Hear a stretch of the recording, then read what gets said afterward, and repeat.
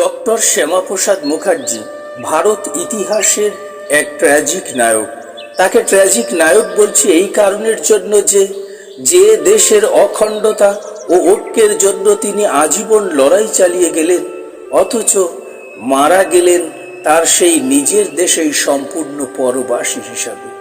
যে কোনো মৃত্যুই বেদনাদায়ক, কিন্তু বাংলার বাঘ আশুতোষ মুখার্জির সিংহপুত্র শ্যামাপ্রসাদ যেভাবে কাশ্মীরের জেলে মারা গেলেন, তাকে কেবলমাত্র ইংরেজ শাসনাধীন ভারতের জেলগুলিতে মৃত্যু হওয়া একজন সাধারণ কয়েদির মৃত্যুর সঙ্গেই তুলনা করা যেতে পারে। এখানেই ছিল তার ট্র্যাজেডি। যাই হোক, আগের পর্বে আমরা আলোচনা করেছি শ্যামাপ্রসাদের বাল্য কৈশোর শিক্ষা জীবন, আলোচনা করেছি তার বিবাহিত জীবন, হক মন্ত্রিসভায় সদস্যপদ লাভ, হিন্দু মহাসভার সভাপতিত্ব গ্রহণ এবং সর্বোপরি স্বাধীন ভারতের শিল্প সরবরাহ দপ্তরের মন্ত্রী হিসাবে শপথ গ্রহণ। দ্বিতীয় পর্বে আমরা আলোচনা করব তিনি কেন নেহেরু মন্ত্রিসভা থেকে পদত্যাগ করেছিলেন এবং কোন পরিস্থিতিতে জনসংঘ প্রতিষ্ঠা করেন এবং কোন পরিস্থিতিতে তিনি কাশ্মীর অভিযান করেন এবং শেষ পর্যন্ত কিভাবে সেখানে তার মৃত্যু হয়েছিল। প্রখর বক্তা শ্যামাপ্রসাদ সাংসদ হিসাবে অত্যন্ত মর্যাদার অধিকারী ছিলেন, কিন্তু হিন্দু উদ্বাস্তুদের স্বার্থ রক্ষায় বদ্ধপরিকর শ্যামাপ্রসাদ নেহেরুর নীতির চরম সমালোচক ছিলেন। 1948-এর 30শে জানুয়ারি মহাত্মা গান্ধী হত্যার পর সর্দার বল্লভভাই প্যাটেল হিন্দু মহাসভা ও আরএসএসকে নিষিদ্ধ করেন। ফলে ভারতীয় রাজনীতি এক জটিল আবর্তে আবর্তিত হয়। এদিকে পাকিস্তান ও পূর্ববঙ্গে শুরু হয় হিন্দু মুক্তকরণের কাজ। হত্যা, ধর্ষণ, হিন্দু মন্দির ধ্বংস, জমি দখল পূর্ব পাকিস্তানের নিত্য নৈমিত্তিক ব্যাপার হয়ে দাঁড়ায়। ধর্ম ও সম্মান বাঁচাতে হিন্দু শরণার্থীর ঢল নামে পশ্চিমবঙ্গ, আসাম ও ত্রিপুরায়। শ্যামাপ্রসাদের চেষ্টাতেই ভারতের অন্যান্য নেতৃবৃন্দ বুঝতে পারে পাকিস্তানের সংখ্যালঘু অত্যাচারে ভারতের চুপ থাকা উচিত নয়। মূলত তার চেষ্টাতেই পাকিস্তান সরকারের উপর এ বিষয়ে চাপ সৃষ্টি হতে থাকে। এরই প্রেক্ষিতে 1950-এ স্বাক্ষরিত হয় নেহেরু লিয়াকত চুক্তি। এই চুক্তিকে শ্যামাপ্রসাদ পাকিস্তানের তোষণমূলক চুক্তি হিসাবে বিবেচনা করে এর বিরুদ্ধে তীব্র প্রতিবাদ করেন। 14 এপ্রিল মন্ত্রিসভার সদস্য হয়েও তিনি সংখ্যালঘু নিরাপত্তা ও নেহেরু লিয়াকত চুক্তির বিরুদ্ধে লোকসভায় প্রতিবাদে গর্জে ওঠেন। অবশেষে তিনি নেহেরু মন্ত্রিসভা থেকে পদত্যাগ করেন। এই সময় হিন্দু মহাসভার সঙ্গে তার দূরত্ব তৈরি হতে থাকে এবং আরএসএস এর সঙ্গে তার ঘনিষ্ঠতা বৃদ্ধি পায়। তদানীন্তন আরএসএস প্রধান গোলওয়ালকারের পরামর্শে তিনি ভারতীয় জনসংঘ দলের প্রতিষ্ঠা করেন। 1951 খ্রিস্টাব্দে প্রতিষ্ঠিত এই জনসংঘ থেকেই পরবর্তীকালে ভারতীয় জনতা পার্টি বা বিজেপি দলের সৃষ্টি হয়। এই সময় তদানীন্তন বাংলার মুখ্যমন্ত্রী ডাক্তার বিধান রায়ের সঙ্গে একযোগে তিনি নজরুল নিরাময় সমিতি গঠন করেন। এই সমিতির প্রচেষ্টাতেই অসুস্থ কবিকে প্রথমে রাঁচিতে এবং পরে সেখান থেকে লন্ডনে পাঠানো হয় এবং লন্ডন থেকে কবিকে ভিয়েনাতেও পাঠানো হয়, কিন্তু দুর্ভাগ্য বিদেশে নিয়েও কবিকে সুস্থ করা যায়নি। 1952 মে মাসে যে সাধারণ নির্বাচন হয় তাতে ওই জনসংঘের প্রার্থী হিসাবে শ্যামাপ্রসাদ দক্ষিণ কলকাতা কেন্দ্র থেকে বিপুল ভোটে জয়ী হন। জনসংঘ এই সময় মোট 3টি আসন লাভ করে। লোকসভায় ন্যাশনাল ডেমোক্রেটিক পার্টি নামে জোট গঠন করে তিনি বিরোধী দলের প্রতিষ্ঠা করেন এবং তিনি হন বিরোধী দলনেতা। ওই নির্বাচনে জনসংঘ বাংলা ও রাজস্থানে 8টি করে আসন লাভ করে। রাজস্থানে ওই সময় জমিদার প্রথার বিলোপ আইনের প্রশ্নে জনসংঘের বিধায়করা দ্বিধা বিভক্ত ছিল। দলের নেতা হিসাবে ডক্টর মুখার্জি রাজস্থান পরিষদীয় দলের জরুরি বৈঠক ডেকে নির্বাচনী ইস্তাহার পালনের দায়বদ্ধতার কথা বলেন, কিন্তু 8 জনের মধ্যে মাত্র 2 জন ওই সভায় উপস্থিত হন। এই অবস্থায় শ্যামাপ্রসাদ অনুপস্থিত ওই 6 জনকে বহিষ্কার করেন। এইভাবে রাজনৈতিক দায়বদ্ধতা স্বীকার করে তিনি নিজের দলকে মাত্র 2 সদস্যের দলে পরিণত করেন। অন্যদিকে 1947-এর 26শে অক্টোবর জম্মু কাশ্মীর ভারতের সঙ্গে যুক্ত হয়। রাজা হরি সিং নেহেরুকে প্রথমে নিঃশর্তভাবে যোগদানের কথা বলেছিলেন, কিন্তু নেহেরু জম্মু কাশ্মীরকে বিশেষ মর্যাদা দেওয়ার ব্যবস্থা হিসাবে সংবিধানে 370 ধারা যুক্ত করার ব্যবস্থা করলে শ্যামাপ্রসাদ তার তীব্র প্রতিবাদ করেছিলেন। 1953 সালে জম্মু কাশ্মীরকে সম্পূর্ণ ভারতভুক্তির জন্য জম্মুতে প্রজা পরিষদের যে আন্দোলন হয়, শ্যামাপ্রসাদ তাকে সমর্থন জানানোর জন্য নেহেরুর সঙ্গে তীব্র বাগবিতণ্ডায় জড়িয়ে পড়েন। এই উদ্দেশ্যে চাঁদনি চকে নিষেধাজ্ঞা অমান্য করে তিনি জনসভা করেন, যাকে কেন্দ্র করে নেহেরু সরকার তাকে গ্রেপ্তার করে, কিন্তু পরবর্তীকালে সুপ্রিম কোর্টের আদেশে তিনি মুক্ত হন। 1953 সালের 9ই মে পাঞ্জাবের অম্বালার মাঠে আরেকটি জনসভা করে তিনি নেহেরুর কাশ্মীর নীতির তুলোধনা করেন। এই সভা থেকেই নেহেরুর বিরুদ্ধে তিনি সাধারণ মানুষের উদ্দেশ্যে কতকগুলি প্রশ্ন ছুড়ে দেন।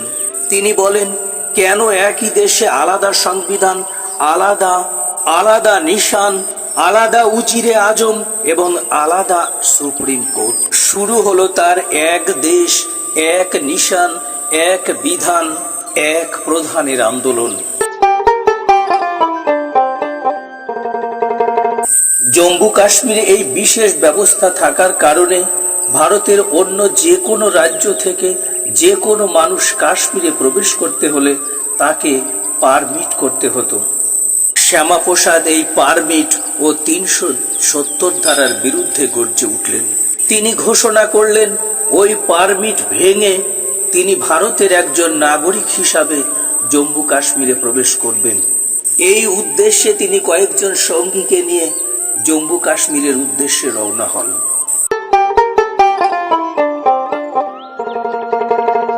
11ই মে 1953 বিকেল 4:45 মাধোপুর চেকপোস্ট অতিক্রম করে জম্মু সীমান্তের ভিতরে রাভি নদীর অর্ধেক সেতু অতিক্রম করার পরই জম্মুর কাটোয়া থানার পুলিশ ডক্টর মুখার্জিকে থামিয়ে দিলেন এবং তার হাতে একটি নির্দেশনামা ধরিয়ে দিলেন। তাতে লেখা আছে, বিনা অনুমতিতে তিনি জম্মু কাশ্মীরে প্রবেশ করতে পারবেন না। আপনারা শুনলে অবাক হবেন যে ওই জায়গা থেকে তিনি তার বিশ্বস্ত সঙ্গী অটল বিহারী বাজপেয়ীকে বলেছিলেন, বাজপেয়ী তুমি ফিরে যাও, ফিরে গিয়ে দেশবাসীকে বলো আমি যে কোনো প্রকারে জম্মু কাশ্মীরে প্রবেশ করবই। এরপর কাশ্মীর পুলিশ তাকে গ্রেপ্তার করে শ্রীনগর থেকে 7 মাইল দূরে এক জঙ্গলাকীর্ণ কোটেজে তাকে ও তার সহযোগীদের বন্দী করে রাখে। অরণ্যের মধ্যে অবস্থিত ওই কোটেজটি ছিল স্যাঁতসেঁতে এবং লোক বসবাসের অনুপযুক্ত। তাই ওই রাতে কাশ্মীরের প্রবল ঠান্ডা এক সময় ডক্টর মুখার্জির অসহ্য হয়ে ওঠেন। বাংলার বাঘ আশুতোষ মুখার্জির সন্তান, ভারতের অন্যতম পণ্ডিত ও বিদগ্ধ শিক্ষাবিদ, বাংলার বীর পুত্র সেদিন ওইভাবেই রাত্রি জ্ঞাপন করেছিলেন জঙ্গলের মধ্যে এক স্যাঁতসেঁতে কোটেজে। কাশ্মীরের প্রবল ঠান্ডায় কিছুদিনের মধ্যেই তার জ্বর ও কাশি শুরু হয়। কাশ্মীরের ডাক্তাররা বলেন তার প্লুরিসি রোগ হয়েছে। শেখ আবদুল্লাহ সরকার তাকে হাসপাতালে ভর্তি করে। এদিকে দিল্লিতে হিন্দু মহাসভার সভাপতি নির্মল চন্দ্র চ্যাটার্জি এই ঘটনার জন্য নেহেরুর বিরুদ্ধে তীব্র আন্দোলন গড়ে তোলেন। কিছুদিন পর নেহেরু বোন বিজয়লক্ষ্মী ও মন্ত্রী KM কারজুকে নিয়ে কাশ্মীর সফরে যান এবং সেখানে তিনি 3 দিন অতিবাহিত করে ফিরে আসেন। অথচ আশ্চর্যের কথা এই যে তিনি একবারের জন্য ডক্টর মুখার্জির খোঁজ খবর নেননি। 20শে জুন 1953 দুপুর 2:30 শ্রীনগর সাব জেলের ডাক্তার ডক্টর মুখার্জিকে স্ট্রেপ্টোমাইসিন ইঞ্জেকশন করলেন। 21শে জুন বিকেল 4টে থেকে তার বুকে ও পিঠে অসহ্য ব্যথা শুরু হয়ে গেল। ডাক্তাররা বললেন তার হার্ট অ্যাটাক হয়েছে। জ্বর 105 ডিগ্রি ছাড়িয়ে গেল। এরকম অবস্থায় একরকম বিনা চিকিৎসায় মাত্র 2 জন বন্দীর সঙ্গে অবহেলিত মুখার্জি পড়ে রইলেন সেই রাতে। 22শে জুন দুপুরে তিনি ভয়ঙ্কর অসুস্থ হয়ে উঠলেন।